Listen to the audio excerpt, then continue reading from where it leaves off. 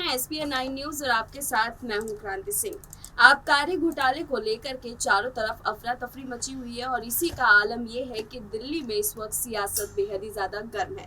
इस गर्माहट भरी सियासत के बीच में मनीष सिसोदिया का एक बयान सामने आता है जिसमें वो इस बात को मानते हुए नजर आ रहे हैं कि हाँ, आबकारी में घोटाला हुआ है और इस घोटाले में कोई छोटे बड़े लोगों के हाथ नहीं, बहुत बड़े बड़े नेताओं के हाथ जो है वो शामिल है।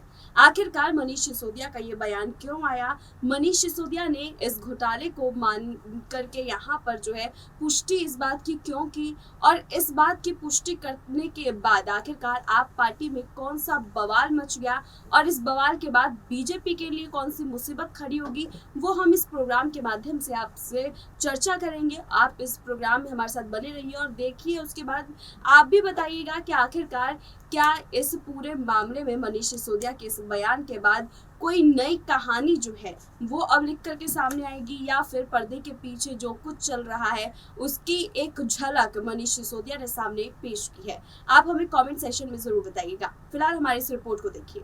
विपक्षी नेताओं के घरों और ठिकानों पर सरकारी एजेंसियों के छापों की सूची में एक और नाम जुड़ गया है। ये नाम है आप नेता मनीष सिसोदिया का। उन पर आरोप है कि उन्होंने आप सरकार की आबकारी नीति में बदलाव कर शराब व्यापारियों को गलत तरह से फायदा पहुंचाया और सरकारी खजाने को चूना लगाया। दिल्ली के नए उपराज्यपाल ने पद की जिम्मेदारी संभालते ही मुख्य सचिव से रिपोर्ट तलब कर सीबीआई जांच के आदेश दे दिए थे। बाद में आबकारी विभाग के 11 अधिकारियों को इसी मामले में उपराज्यपाल विनय कुमार सक्सेना ने सस्पेंड भी कर दिया था। जाहिर है कि ये मामला आपके जी का जंजाल बन गया है, खास तौर पर तब जबकि इस विभाग के मंत्री मनीष सिसोदिया के प्रेस कॉन्फ्रेंस कर ये कहने के बाद कि शराब नीति में जो भी गड़बड़ी है उसके लिए पूर्व उपराज्यपाल अनिल बैजल जिम्मेदार है, क्योंकि उन्होंने आखिरी समय में आप सरकार की भेजी फाइलों में हेरफेर किया था और बीजेपी के कुछ नेताओं को फायदा पहुंचाया था। यानी मनीष सिसोदिया ने खुद ही ये मान लिया कि शराब नीति में कुछ ना कुछ तो गड़बड़ है।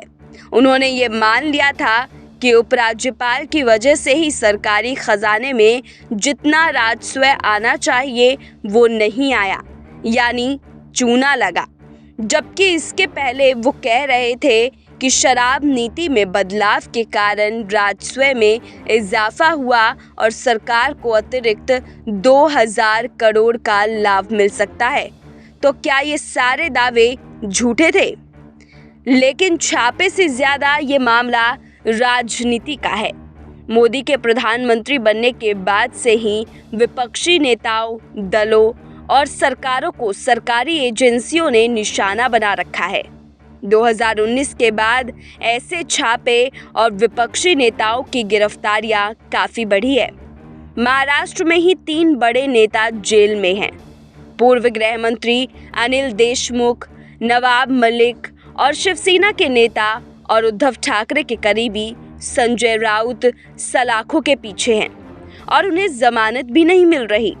दिल्ली में केजरीवाल के मंत्री सत्येंद्र जैन 2 महीने से जेल की हवा खा रहे हैं। झारखंड की हेमंत सोरेन सरकार निशाने पर है। ठाकरे सरकार को गिराने के बाद अब उसका नंबर।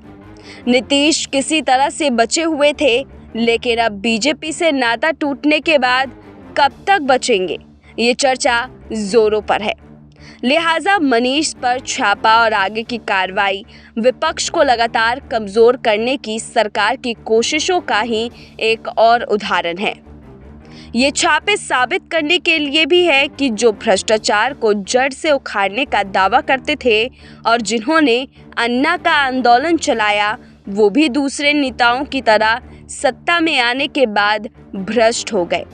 अब ये भी सरकारी तंत्र का इस्तेमाल कर अनाप शनाप पैसे कमा रहे हैं।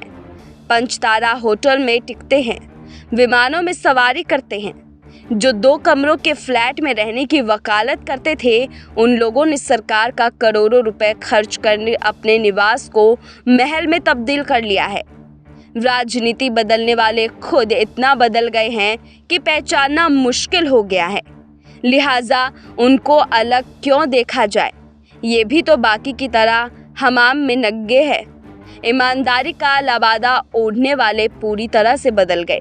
बीजेपी 2015 से ही आपकी ऐसी छवि बनाने में जुटी है। बीजेपी की तकलीफ ये है कि जब पूरे देश में मोदी के अश्वमेध के घोड़े को कोई रोकने की हिम्मत नहीं कर पा रहा था, तब राजनीति के नौसखियों ने मोदी के करिश्मे और शाह की चाणक्य नीति को ऐसी पटकनी दी कि बीजेपी दिल्ली में 32 सीट से घटकर 3 पर आ गई और आपको 70 में से 67 सीटें मिली थी, जो न भूतो न भविष्य वाली स्थिति थी।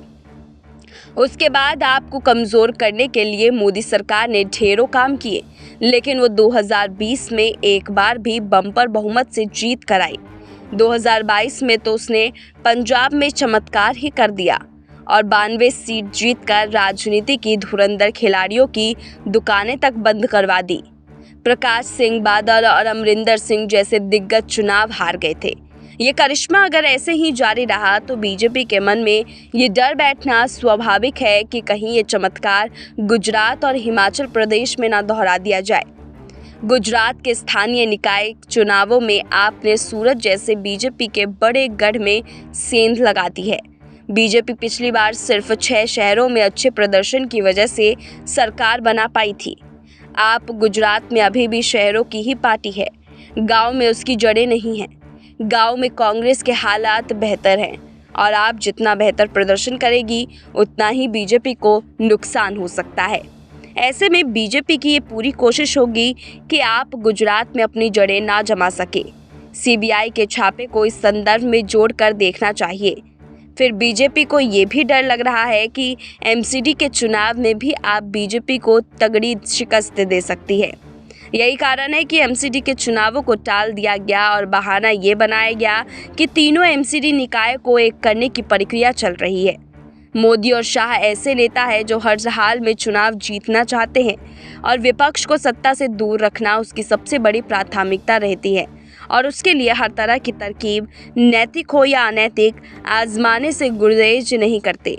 मनीष पर हमला इसी की बानगी है और आगे भी केजरीवाल मोदी की भिड़ंत की खबरें आती रहेंगी और उन्हीं सिपह सलारों पर छापे होते रहेंगे। तो देखा आपने कि किस तरह से आबकारी घोटाले को लेकर के यहाँ खुले तौर पर मनीष सिसोदिया कहते हुए नजर आए कि हाँ, ये घोटाला हुआ है और इस घोटाले में कोई छोटे मोटे लोगों का हाथ नहीं, बड़े बड़े नेताओं का हाथ है। वो इस पूरे मामले में पुष्टि करते हुए नजर आए और उसके बाद से चारों तरफ बवाल मच गया। इसका पूरा असर जो है वो बीजेपी खेमे पर भी पड़ रहा है, वहीं आप पार्टी के खेमे पर भी इसका असर पड़ रहा है। फिलहाल इस खुलासे के बाद से अब कौन सा नया मोड़ सियासत में देखने को मिलेगा और दिल्ली की जनता इस पूरे मामले को देखने के बाद आखिरकार किसकी तस्वीर को ज्यादा पसंद करेगी, आप हमें कमेंट करके जरूर बताइएगा। फिलहाल ऐसी तमाम अपडेट्स के लिए देखते रहिए SPN9 न्यूज़।